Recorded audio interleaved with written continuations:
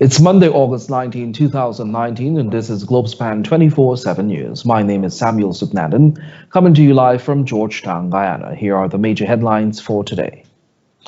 BERBICIAN killed after losing control of motorcycle.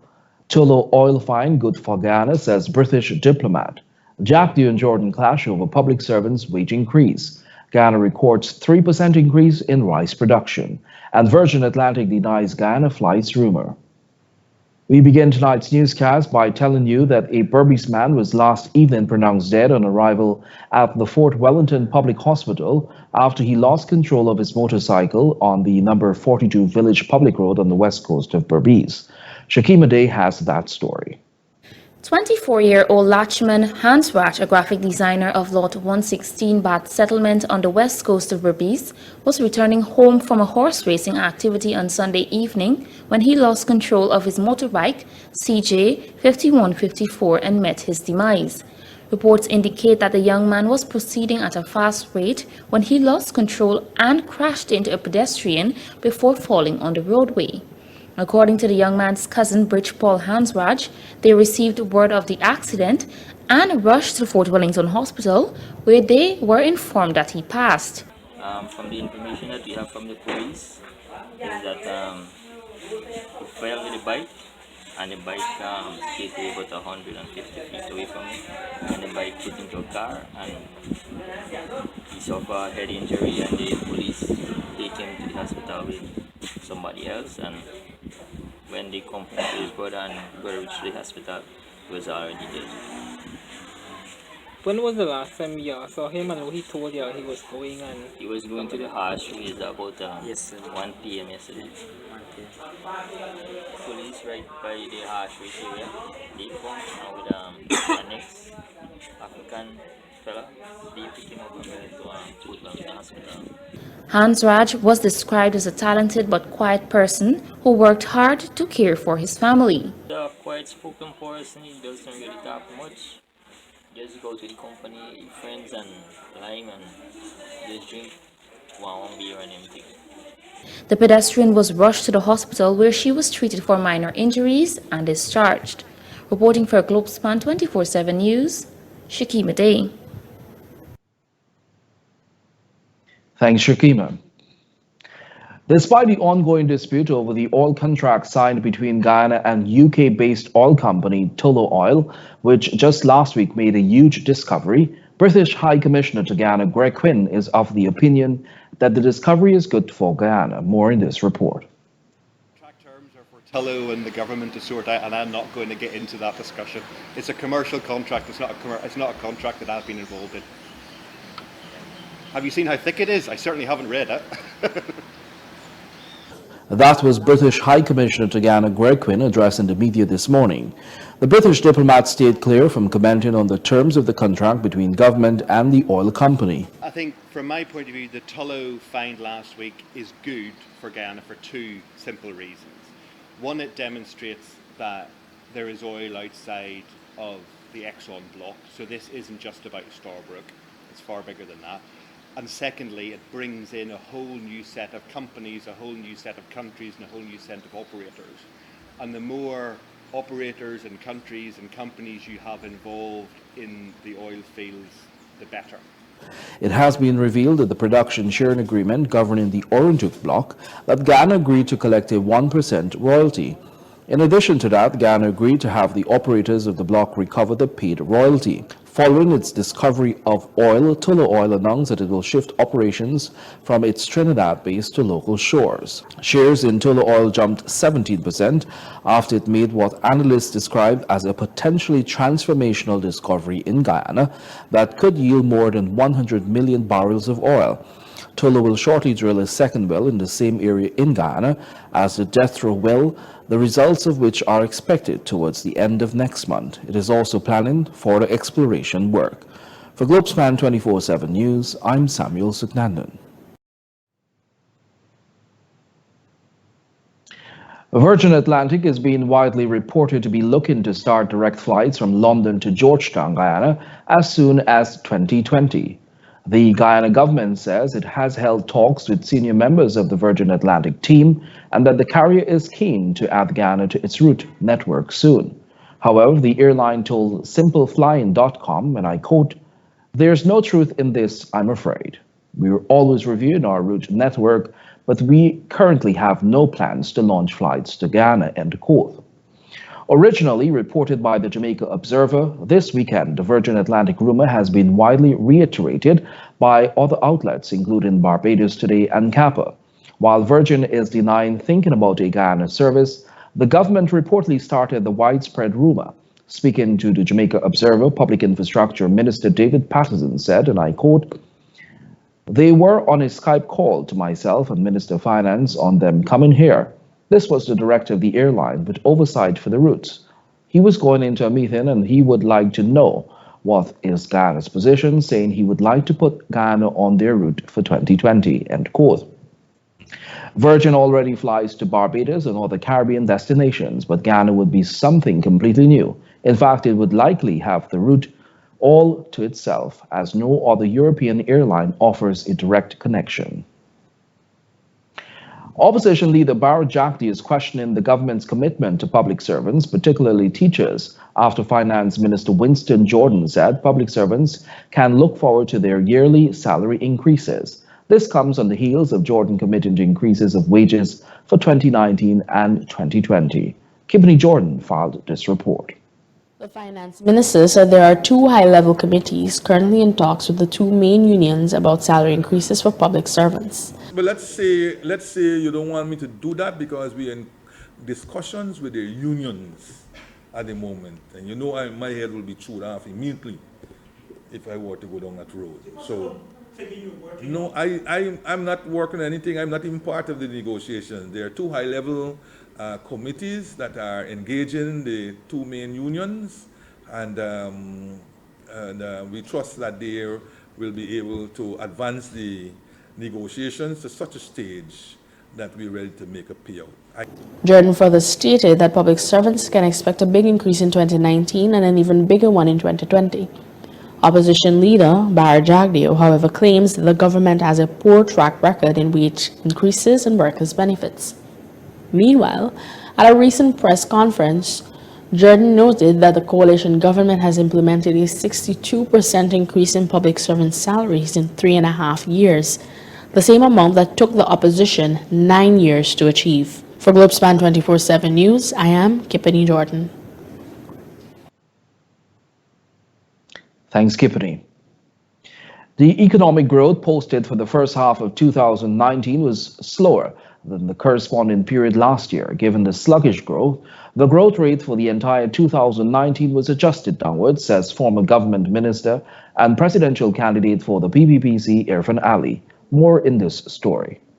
The half-year report presented by Minister of Finance confirms that the economy continues to suffer from extreme fatigue. This is according to Irfan Ali, the chief financial spokesperson for the PPPC, who gave an in-depth analysis of the report and what this means for the various sectors of the local economy. The former minister said based on the report, the real GDP for the first half of 2019 decelerated to 4%, compared with the revised 5% for the corresponding period in 2018. Given the slow start to 2019, the projected growth for this year was adjusted downwards to 4.5%.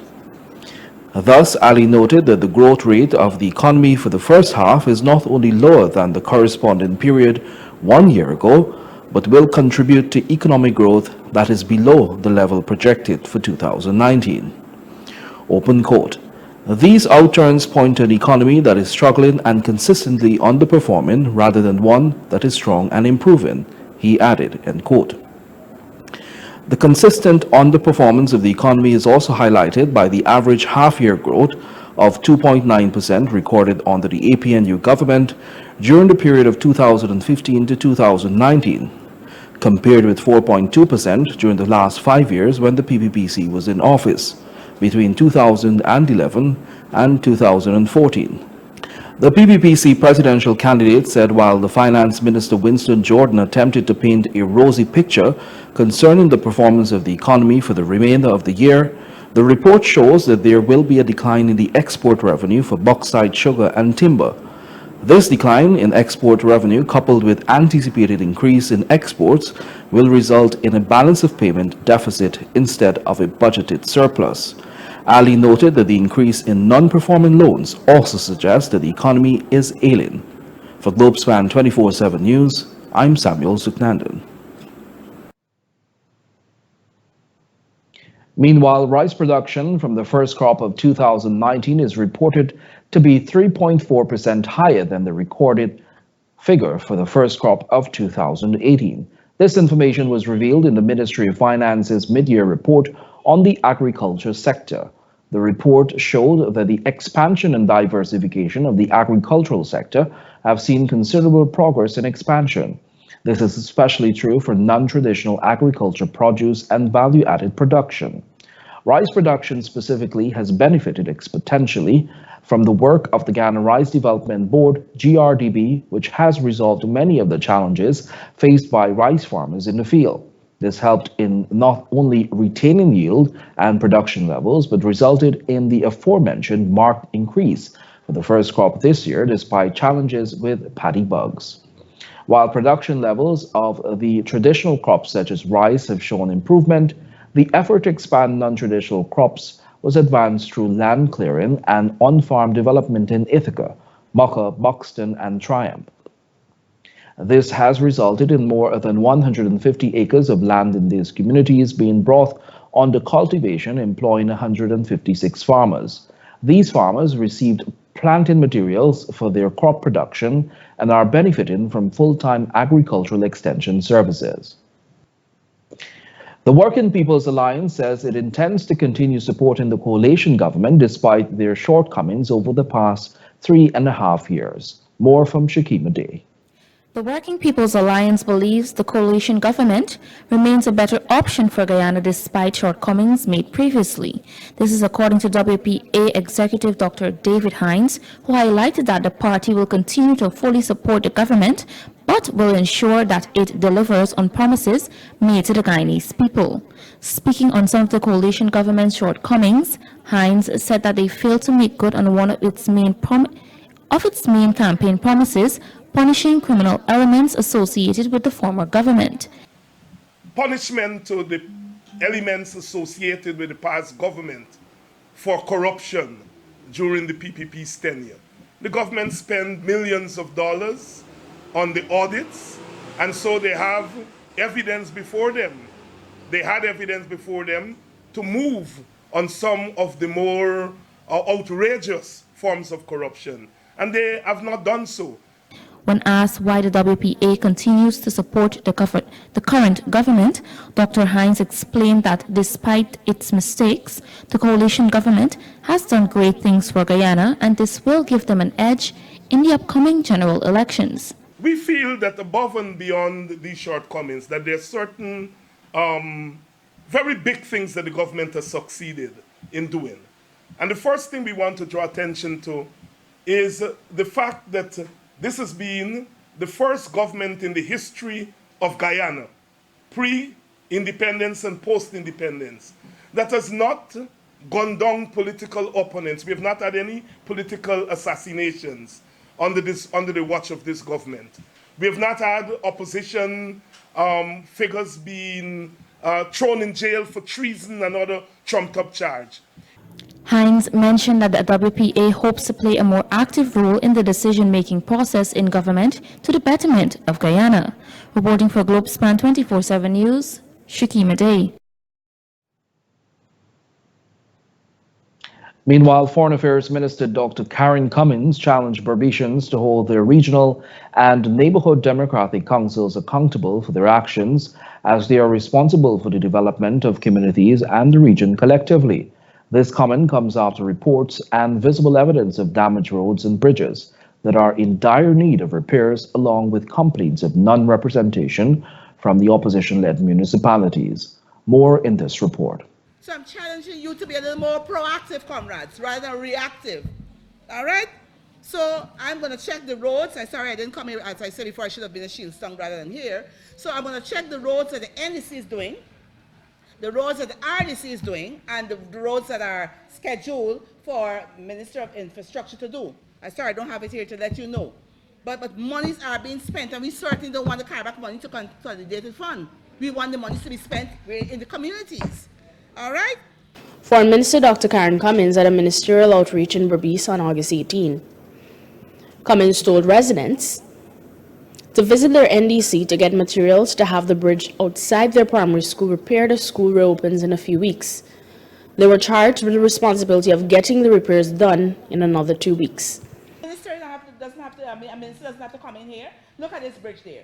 So you have the main road, as Mr. Anganguru alluded to earlier, right? If that's the main road that cars pass and the children use this, but look at the bridge there. Nothing happened, nothing said.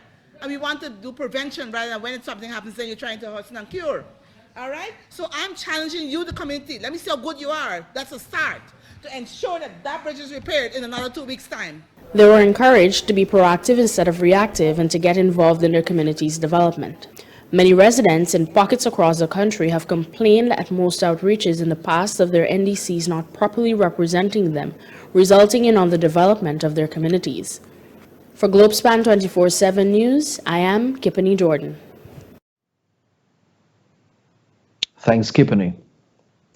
Electronic giant, GIZMOS and Gadgets last Friday celebrated its 18th anniversary since opening its doors to the Guyanese public. The company is well known for providing the highest quality of electronic products and services, starting out with providing cell phones and accessories. The business was later expanded to provide other electronics, games, gym needs, and home furnishing, among others. During the celebration, the owner Ravi Mangar thanked attendees for their continued support and noted that the company plans to continue providing quality service to all Guyanese. The government of Ghana has announced the opening of applications for full scholarships for law graduates to attend the UNCHANGED Law School in neighboring Trinidad and Tobago. These scholarships are being offered under the Department of Public Services Scholarship Program. It marks the first time that full government scholarships are being opened for any prospective student of the UNCHANGED Law School. The scholarships are open to both first and second year students. The applicant must have already been accepted by the law school for the 2019-2020 academic year. The closing date for applications is August 30, 2019. Application forms are available at the Scholarships Division of the Department of Public Service at Passington Road and Durban Street, and also online. We'll take a short break. Do stay with us. We would like to ask all of our faithful viewers to kindly like and follow Globespan 24x7 Facebook page and subscribe to Globespan 24x7 YouTube channel to receive up-to-date notifications of when we are live. Globespan 24x7 has vacancies for full-time positions such as reporters, newscasters, and news editors. Persons serious about joining a new and dynamic news team are asked to send their application to careers@globespantechnology.com. This newscast is brought to you with the kind compliments of TravelSpan GT, with locations in Georgetown and Berbice. For all your travel needs, call TravelSpan GT at 327-1701, located at Lot 3A North Road, Georgetown, between Camp and Wellington Street. In Rhodes Hall, call 337-4287, and in New Amsterdam, call 333-6230. Call TravelSpan today. Thanks for staying with us. We'll continue tonight's newscast by telling you about regional and international news. Regionally, the largest solar generation plus energy storage project ever to be built in the Caribbean has been announced by the government of St. Kitts and Nevis, the state-owned St. Kitts electric company, SCELEC, and Swiss energy storage firm, La Cloche. The fully integrated system will comprise a 35.6 megawatt solar plant and a 44.2 megawatt lithium-ion battery energy storage system, and will provide between 25 to 30% of the nation's current power generation requirements.